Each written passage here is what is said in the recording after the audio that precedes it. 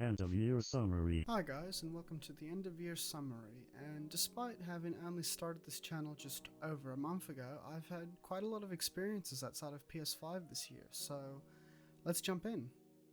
To start off, pickups this month, of course. The big major title this month was Cyberpunk 2077, which I picked up on PC and even got some nice little collectibles with it. Even though the PC version of the game was digital only, I still got a steelbook in this bonus box. Thankfully, this also comes with a double CD set of the game's soundtrack, which will occupy the steelbook. Other things were a Maelstrom themed keychain, some posters, postcards, and a manual-sized version of the World Compendium.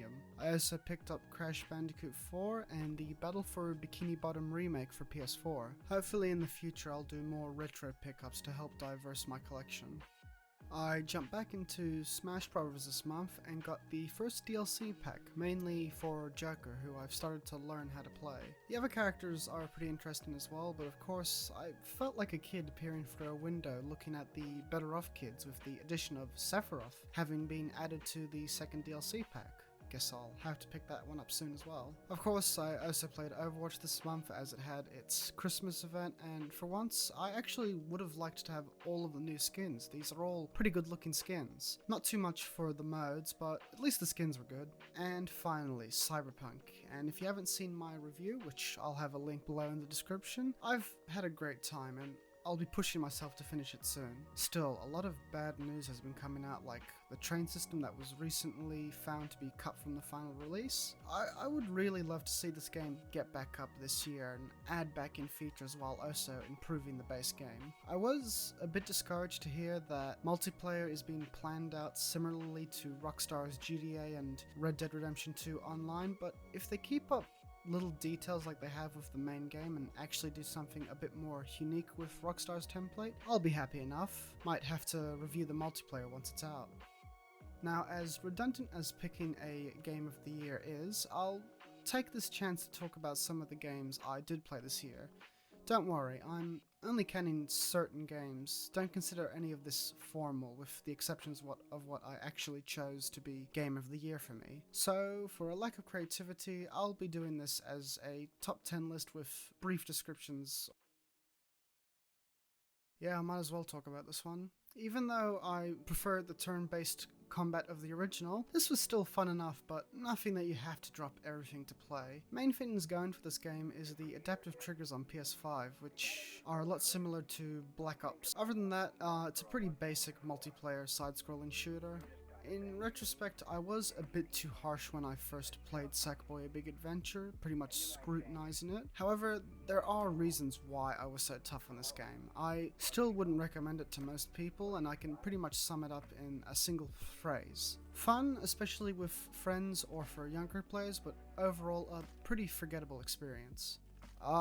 Yes. My guilty pleasure. The game I didn't even think I was going to play, let alone do a miniature review in the last EOMS. And, oh look, I have the fucking platinum. Yeah, despite this game looking dated and having an annoying traveling system, I fell in love with it. With interesting logic-based puzzles, an alright original soundtrack, and the character's okay, but this concept is so full of potential. I would recommend it if you could get it for the cheap, around $30 AUD. Tony Hawk Pro Skater 1+2, oh boy. A mouthful to say, but exactly what you get.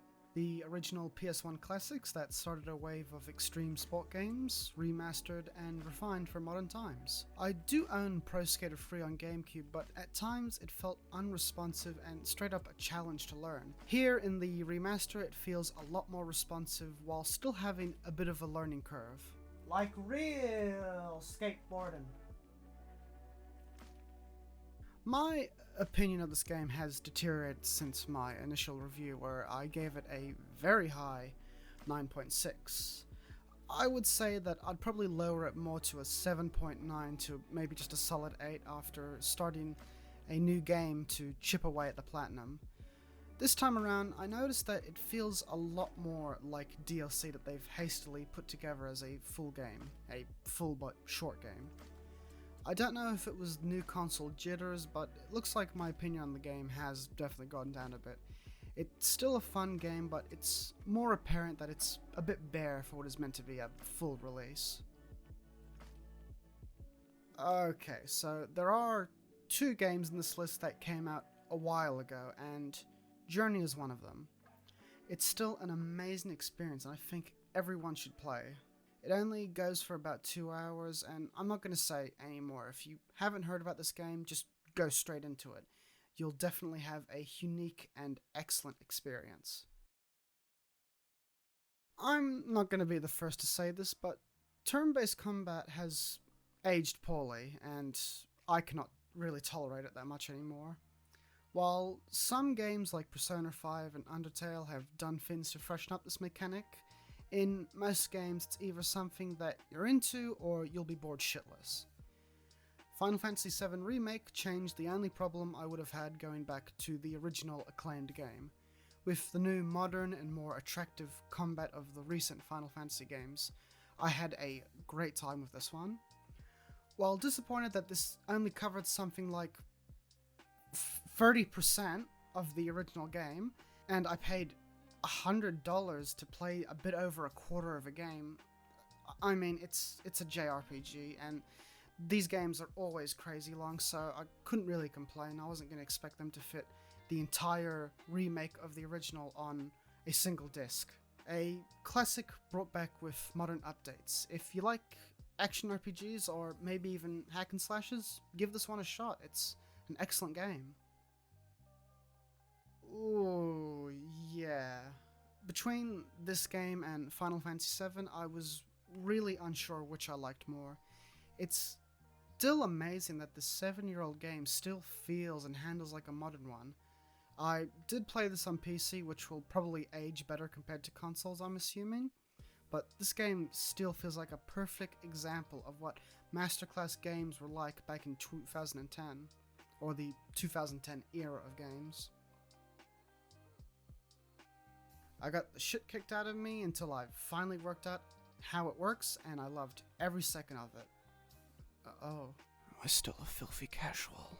I finally got into the Souls series, and while I've recently neglected Chomsky, it's always on my mind to get back and at least finish this game once. This is a great game, and should be the reason why you pick up a PS5. Similar to Birdman Skatin' 1+2, this is another remake of a game in a legendary series that's been updated to fit alongside other modern entries. Yeah, pretty original pick, right guys? However, despite all the new console jitters with all the new bells and whistles, a game from the now considered last generation stood out as a 10 out of 10 from beginning to end for me. Ghost of Tsushima. Fresh and well-balanced combat that makes you feel like a samurai. A perfect story mirroring the works of Akira Kurosawa, along with beautiful depictions of this Japanese island with a masterfully crafted soundtrack. Ghost of Tsushima is a perfect game, and it is my game of the year. Anyway, that's a rundown of what I ended up playing this year. Let's finish up this video with some updates on what's happening next year. As I did mention on Twitter, they did push back Scott Pilgrim the Complete Edition until the 14th of January, and I can't wait to get into that. Hitman 3 is another major release coming out soon, but I don't think I'll be reviewing it, not for any particular reason. I'll more than likely start doing backlog reviews as a way of getting through my backlog and establishing more opinions on what games I react to, so you guys can get a better idea of what kind of a player I am. Anyway, I hope you guys had a great never mind. We will have the repercussions of 2020 to deal with, but we'll be fine. We'll be fine, I'm sure of it. I'm excited to keep making content and improving over the next year, especially with games like Ratchet & Clank: A Rift Apart, Persona 5 Strikers, and Returnal confirmed for next year, with the latter two coming out in the first quarter. I'll see you guys when I beat up 7 Evil X's with friends in Scott Pilgrim Complete Edition. I'll see you around.